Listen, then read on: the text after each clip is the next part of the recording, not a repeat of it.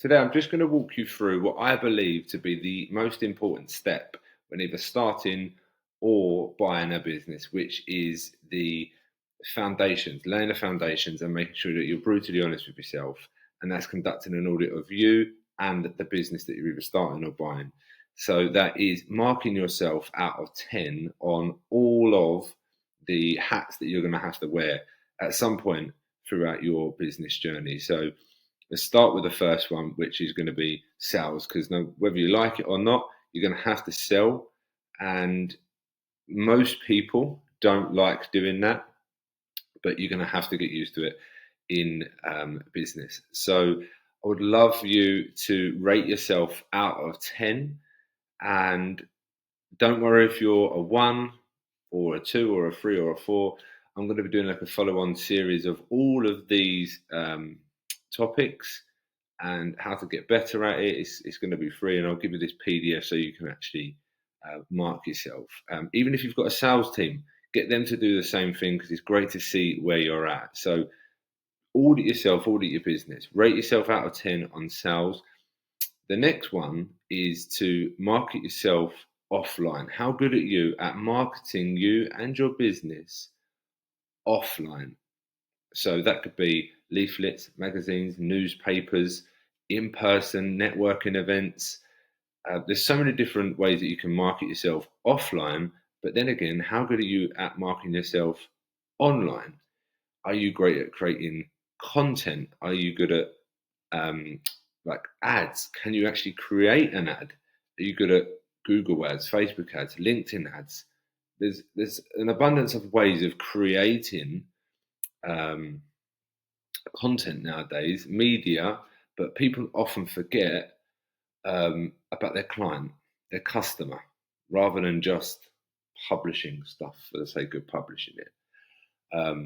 So how good are you out of 10 at marketing yourself online and marketing yourself offline? How good are you at creating the content itself? The next one is delegation. How good are you at delegating tasks, or are you just a control freak? I think it's such a hard task, and this is something I was guilty of when I first bought my business. I was a complete control freak. I didn't want to get anything wrong, and which I did. I got a lot wrong, and especially when I first bought it, it was right. I've got to do this right. I've got to do. I'll make sure everything's on time. But as soon as all of the staff was sort of coming to me, I was like, actually, no, I now need to delegate some stuff out, because it was just, I'm working like 20-hour days now. So, yeah, it was horrendous. So how good are you at delegating the tasks out? Getting stuff done. But what I mean by that is getting the right stuff done. And I don't mean writing a massive to-do list.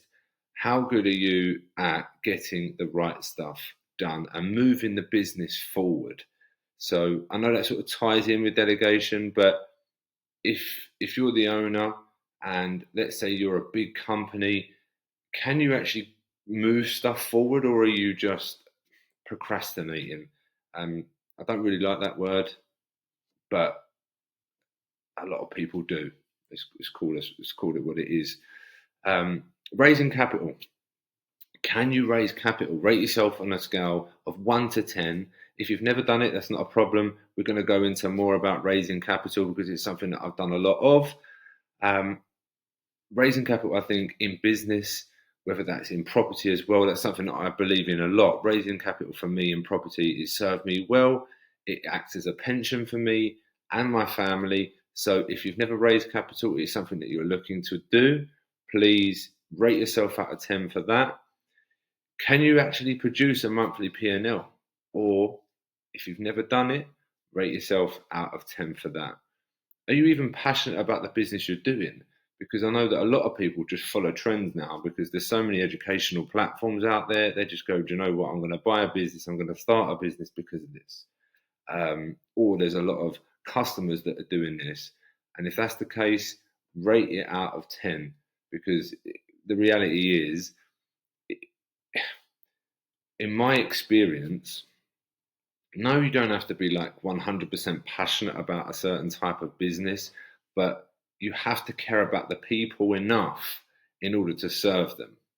Otherwise, you're never gonna you're never gonna stay in business.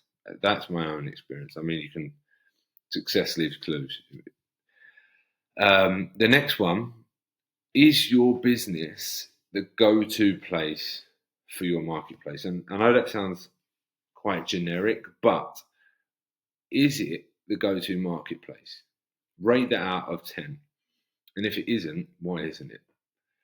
I know that ties in with the marketing stuff, but you can decide that for yourself. Um, do you know how to get customers? And if and what I mean by that is, do you know who your ideal client is? And if you don't know that, there's a couple of ways in which I would describe this. Is Google and Disney. I actually learned this off of James Sinclair, which is a great analogy. Is Disney have most customers? I think James Sinclair words this, which is a great analogy. Most customers are like your big customers, and your ideal customer would be like your sort of Disney ones that will buy like your 20 grand cruise ships for Disney, and the ones that come in and buy the Disney Plus for $5.99. So essentially, what I'm saying is that you can go and have a pool or an ocean for these guys, but you've got to have a pool big enough for people to come in and actually fish with. So, do you know who they are? I'll go into more around what what the whole concept of getting the right customers in, um, having enough customers to actually get to your ideal customer is. So, have you got a business that works without you or a team that runs day to day? Rate yourself out of 10 on that. Um, if you haven't, if you've just started a business, again, not a problem. We can get you there. Do you spend the majority of the time building the business so that you don't have to run it? Rate yourself out of 10 on that. Have you got a business that someone would buy? And again, that's something that you're going to be working towards. I'm hoping that's something that you're going to be working towards. It's always important to have a succession plan, and that's why we obviously move. And I'm presuming that most people that are listening to this would move into um, sort of entrepreneurship or owning a business or buying another business. Is that you're going to have a succession plan to then exit, or as a pension, if you like. So mark yourself out of 10, because if you don't know who that end buyer is and you're just winging it, then you're not going to be able to sell it. So you've got to have a rough idea of the business that you're operating in, of who is actually going to be able to buy your business, and the services that you're operating at the time as well. So, do you have an abundance of cash and time, and do you feel wealthy? I think this is important, and it's different for everyone. So I think if you've got to be really honest with this, what you may feel is different to what I may feel. So time, money is all relative to you. Buying property for an investment, really, again, that is dependent on you. You may say, look, Lewis, I really don't want property as an investment because the cash flow is absolutely crap. For me, it acts as a level of security, it acts as a pension, and I can leverage that to then build on a portfolio to then, again, as I've said already, with the debt recovery businesses, with the other businesses that I have, it acts as a major level of security for me to then add on to the verticals that I've already got, and it makes my businesses worth a hell of a lot more money. So, plus I get to raise capital from them. So I would encourage people to look at property as an investment vehicle. And then the last one is buying businesses for little to no capital. If you've not explored this avenue, it's probably the best return on investment, in my opinion, that I've ever had. Well, it's the best return that I've ever had. Buying businesses for, I don't like the term little to no money, because there is always money that you have to put down. But have you ever done it? If you haven't done it, I will go into some detail on it. I am not an expert in this, even though I've done it. Um, it cost me 100 grand, so I didn't pay anything at the time, but ultimately it cost me 100 grand. And yes, it was deferred. But when people say they didn't pay anything for it, they did, but they've just deferred it. So, um, but mark yourself out of 10. What I want you to do, and grasp the concepts of, is, look, I want you to go and do an audit of yourself and of your business and go, look, is this the business I want? Am I good at marketing? Do I need a marketing team? Can I outsource more? Can I delegate more? Am I getting the right stuff done? Do I need to raise capital? Where do I need to raise the capital? Can I actually produce a monthly report, or do I need to get someone else to do that? Am I passionate about the business? Do I need to build a personal brand, or do I actually need to get sales in first? Because you're not gonna.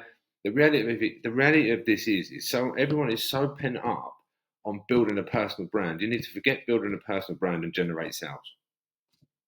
That's it. Um, if you don't know how to get customers and you're worried about building a personal brand, forget building a personal brand. Get sales in, get people to know, like, and trust you, and then that's when the personal brand comes. And you don't have to worry about buying houses, buying properties, buying businesses, none of that until you get money in the bank. And then you can start worrying about the other stuff. So yeah, I really want you to go through this in some detail, take some time to go through it. And from then, if you found this useful, watch the other videos. Again, this is completely free, and let me know you get on. I will look forward to delivering the next video in about 2 or 3 days' time. Thank you very much for watching, and I look forward to seeing you soon.